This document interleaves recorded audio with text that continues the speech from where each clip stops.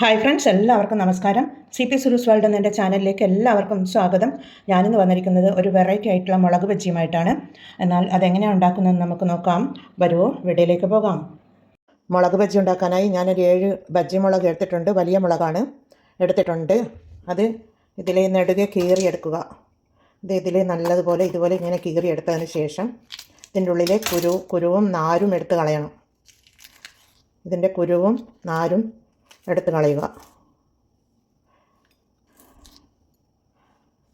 അതുപോലെ എല്ലാം നമുക്ക് ചെയ്തെടുത്ത് കൊണ്ടുവരാം. ചിലതിന് എരിവുണ്ടാകും, അതുകൊണ്ടാണ് ഇതിൻ്റെ നാരും കുരുവും എടുത്ത് കളയുന്നത്. എടുത്ത് കളഞ്ഞതിന് ശേഷം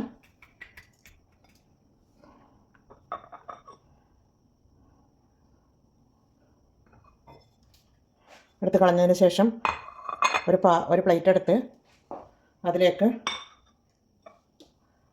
കുറച്ച് വെള്ളം ഒഴിച്ച് കൊടുക്കുക. വെള്ളം ഒഴിച്ച് കൊടുത്ത് അതിലേക്ക് 1 ടീസ്പൂൺ ഉപ്പിട്ട് കൊടുക്കണം.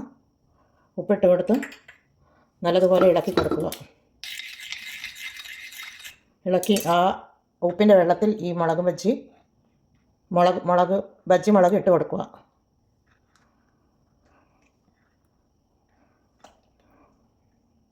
ഇതുപോലെ ബജ്ജി മുളക് ഇട്ട് കൊടുക്കുക.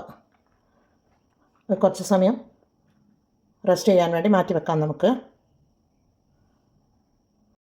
പിന്നീട് ഇതിനു വേണ്ടി ഒരു ബൗളെടുത്ത് വെച്ചിട്ടുണ്ട്. അതിലേക്ക് 1 കപ്പ് കടലമാവ് ഇട്ട് കൊടുക്കാം. 1 ടേബിൾ സ്പൂൺ അരിപ്പൊടിയാണ്, അതുകൂടി ഇട്ട് കൊടുക്കാം. 1 ടേബിൾ സ്പൂൺ മൈദ മാവ്, അതുകൂടി ഇട്ട് കൊടുക്കാം. 1/2 ടീസ്പൂൺ ഉപ്പിട്ട് കൊടുക്കാം. 1/2 ടീസ്പൂൺ മഞ്ഞൾ പൊടിയാണ്. 1/2 ടീസ്പൂൺ മുളക് പൊടി ഇട്ട് കൊടുക്കാം. ഒരു പിഞ്ച് അയമോദകമാണ്, അതിട്ട് കൊടുത്തിട്ടുണ്ട്.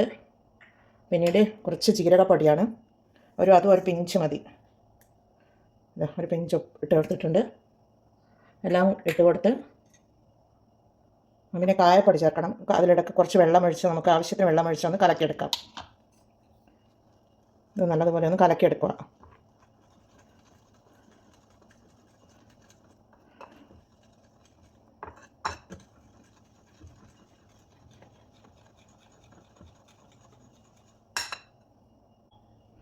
പിന്നീട് നമുക്ക് കുറച്ച് കായപ്പൊടി ഇട്ട് കൊടുക്കാം. ഇത് മതി. നല്ലതുപോലെ ഇളക്കി കൊടുക്കാം.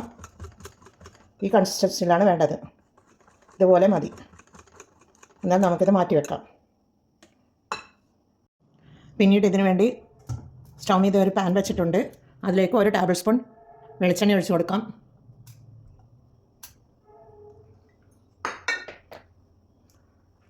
വെളിച്ചെണ്ണ ഒഴിച്ച് കൊടുത്തതിന് ശേഷം അതിലേക്ക് 1 സവാള ചെറുതായി കട്ട് ചെയ്തതാണ്, അതിട്ട് കൊടുക്കാം.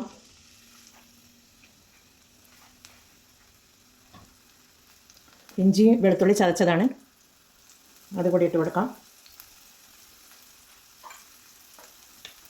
ഒന്ന് ഇളക്കി കൊടുക്കണം.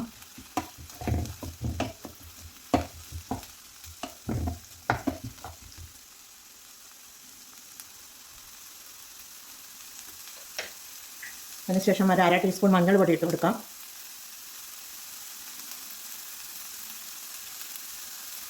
1/2 ടീസ്പൂൺ മുളക് പൊടിയും ഇട്ട് കൊടുത്തിട്ടുണ്ട്. 1/2 ടീസ്പൂൺ കുരുമുളക് പൊടി ഇട്ട് കൊടുക്കാം. ഒരു പിഞ്ച് ജീരകത്തിൻ്റെ പൊടിയാണ്, അതുകൂടി ഇട്ട് കൊടുക്കാം.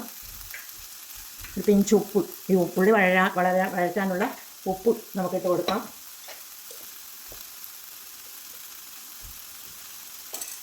എല്ലാം കൂടി ഒന്ന് വഴറ്റി കൊടുക്കാം.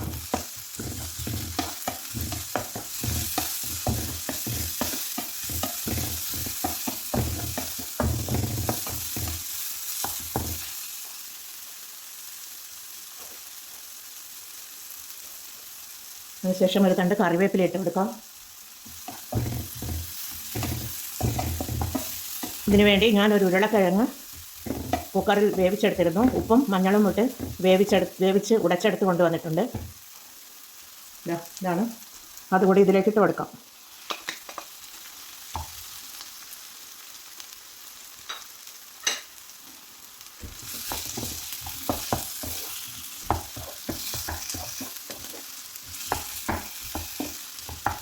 എല്ലാം കൂടി ഒന്ന് നല്ലതുപോലെ വഴറ്റി കൊടുക്കുക. ഇതിവിടെ ഫ്രൈ ആയി വന്നിട്ടുണ്ട്. നമുക്കിനി തീ ഓഫ് ചെയ്ത് കൊടുത്ത് തണുക്കാൻ വേണ്ടി മാറ്റി വെക്കാം. ഉപ്പ് വെള്ളത്തിലിട്ട മുളക് നമുക്ക് മാറ്റി വെക്കാം. വെള്ളമൊക്കെ ഊറ്റിയെടുത്ത് മാറ്റി വെച്ചെടുക്കാം.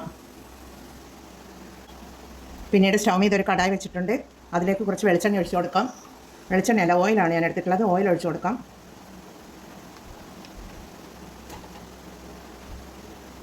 അതൊന്ന് ചൂടായി വരട്ടെ.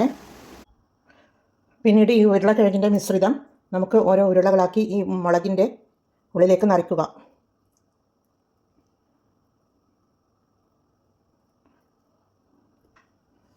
ഓരോന്നും ഇതുപോലെ നിറച്ചെടുത്ത് വെക്കാം. നമുക്ക്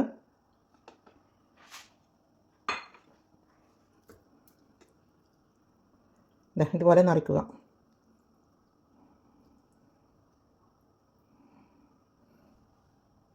എല്ലാം ഇതുപോലെ നിറച്ചെടുത്ത് ഉരുളക്കിഴങ്ങിൻ്റെ മിശ്രിതം ഇതിലേക്ക് നിറച്ചെടുത്ത് കൊണ്ടുവന്നിട്ടുണ്ട്. എണ്ണ ഇവിടെ നിന്ന് ചൂടാവുന്നുണ്ട്. എന്നാൽ ഇത് ഓരോന്നും നമുക്ക് ഈ കൂട്ടിലേക്ക് ഇട്ട് കൊടുത്ത് ഈ കൂട്ടിലേക്ക് ഇങ്ങനെ മുക്കിയെടുത്ത് ഇതുപോലെ മുക്കിയെടുത്ത് എണ്ണയിലേക്ക് ഇട്ട് കൊടുക്കാം. തീ മീഡിയം സൈസിൽ വെച്ച് കൊടുക്കണം, അല്ലെങ്കിൽ കരിഞ്ഞു പോകും.